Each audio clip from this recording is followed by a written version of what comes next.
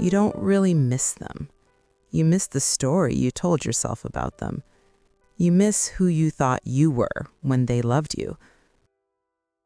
Time moves forward, but memories don't obey time.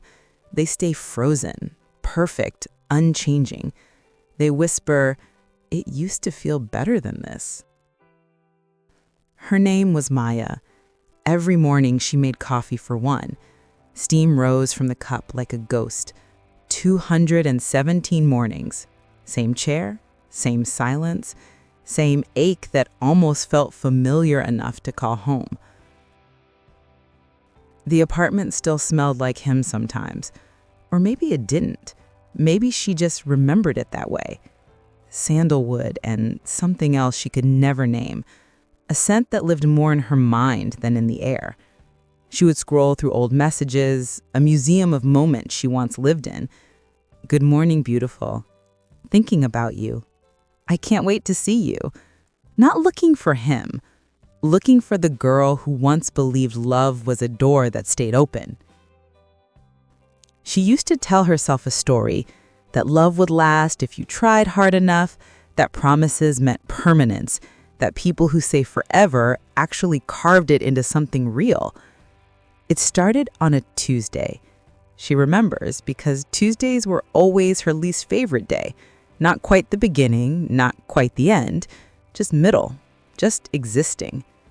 But that Tuesday, he walked into the coffee shop where she was pretending to work on her laptop, actually just staring at a blank document titled, "Things I Want to Say But Never Will." He ordered a black coffee. She ordered her usual, oat milk latte, extra shot, no foam. "No foam," he said, turning to her with a smile that felt like an inside joke she wasn't in on yet. "That's the best part." "The best part is the coffee," she said. "Everything else is just decoration." He laughed, and in that laugh, she heard a story beginning. They became we so gradually she didn't notice the shift. His toothbrush appeared next to hers. Her books migrated to his shelves. Their friends became our friends. Plans became our future. She learned the way he hummed when he cooked, the way he read the ending of books first because he couldn't stand the suspense, the way he said her name when he was half asleep, soft, like a prayer. And she built a story around these details. A story where this was it, where she'd found her person, where all the heartbreak before was just the prologue to this, the real chapter, the one that would last. But one day, forever ended. No big scene, no explanation, just a text message that felt too casual for what it was carrying. "I think we need to talk." They met at the same coffee shop, different table, same drinks. He still ordered black coffee. She still ordered oat milk, extra shot, no foam. But everything else had changed. "I don't think I can do this anymore," he said. Not we, not us, just I. "Why?" she asked. But she already knew the answer wouldn't matter. When someone decides to leave, the reason is just packaging for a decision already made. "I don't know, I don't feel it anymore." I don't feel it anymore? As if love was a light switch, as if you could just stop feeling and that made it true.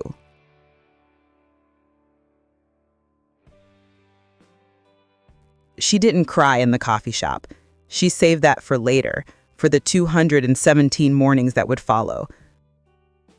And slowly, the truth began to whisper. She didn't miss him.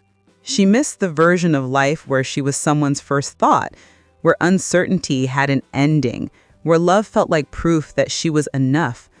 She missed the future they'd sketched out in lazy Sunday conversations, the apartment they'd looked at online, the dog they were going to get, a rescue because he believed in second chances.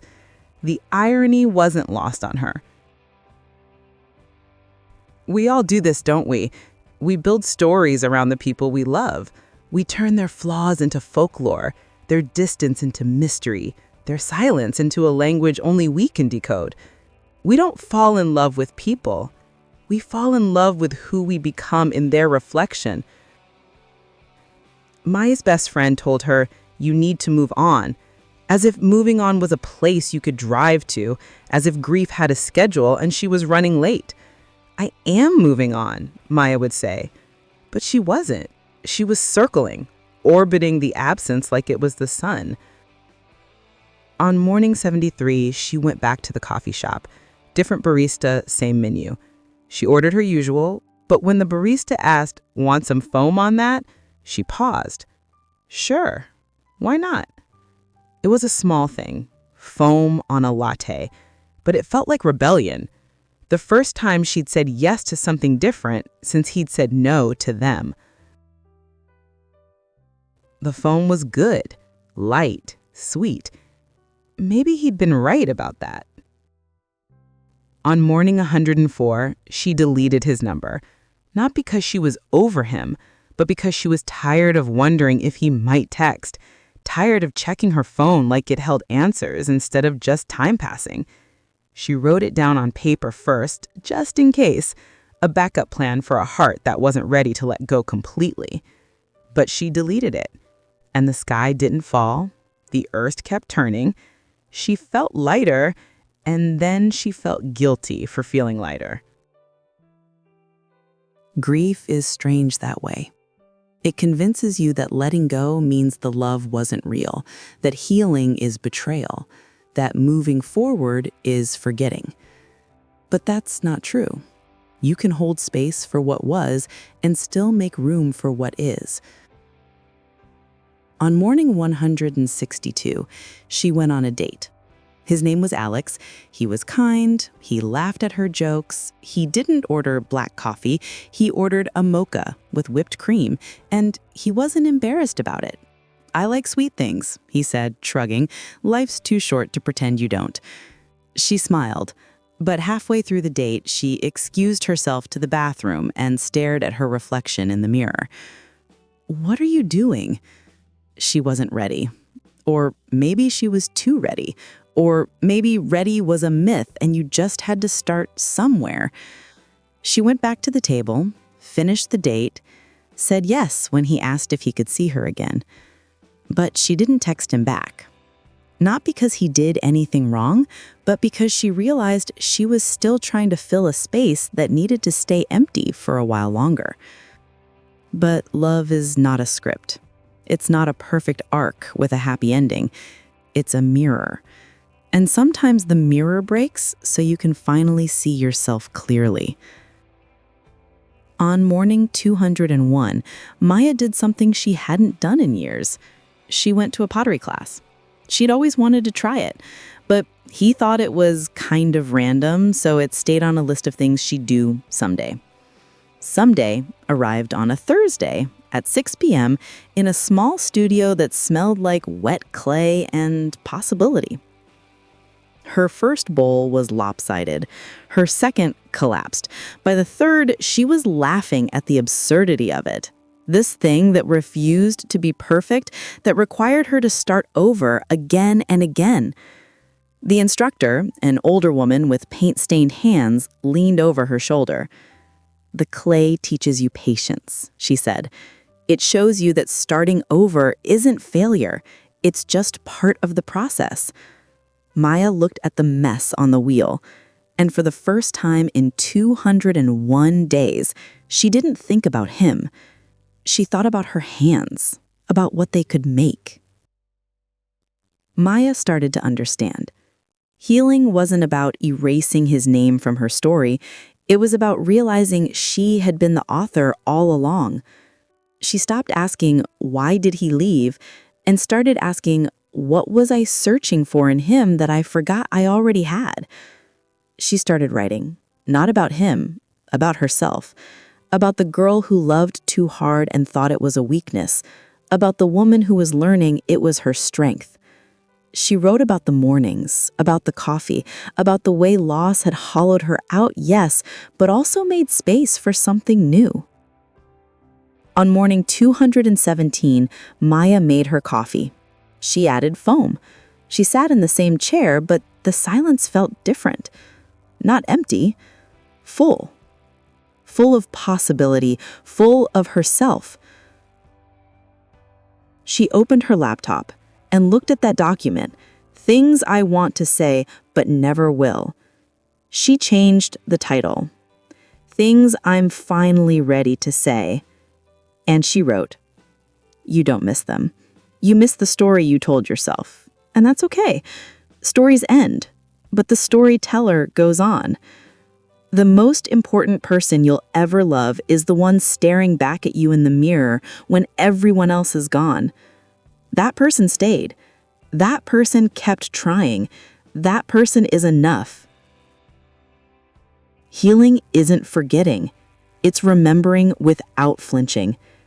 It's learning that peace and pain can sit beside each other like old friends who finally made their peace. You don't miss them. You miss the story you told yourself, and maybe that's the most important story to release. Not because it wasn't beautiful, but because you've outgrown it. The beautiful story, it's the one you're writing now. The one where you stop waiting to be chosen and start choosing yourself. The one where the hero was always you. 3 months after mourning 217, Maya went back to the coffee shop one last time. Not to remember, not to grieve, just because she wanted coffee. She ordered her usual, oat milk latte, extra shot. Foam? The barista asked. Yes, Maya said, without hesitation. Always foam. She sat by the window and watched people pass by, each carrying their own stories, their own losses, their own mournings. And she realized this was the happy ending. Not him coming back, not finding someone new. Just her, still here, still trying, still choosing to add foam to her coffee and color to her life, still becoming. This was Tales of Hope. For the dreamers, for the believers, and for those still finding their way back home to themselves. Take a deep breath. You're healing even when it doesn't feel like it. And every morning you wake up and try again, that's the bravest story ever told.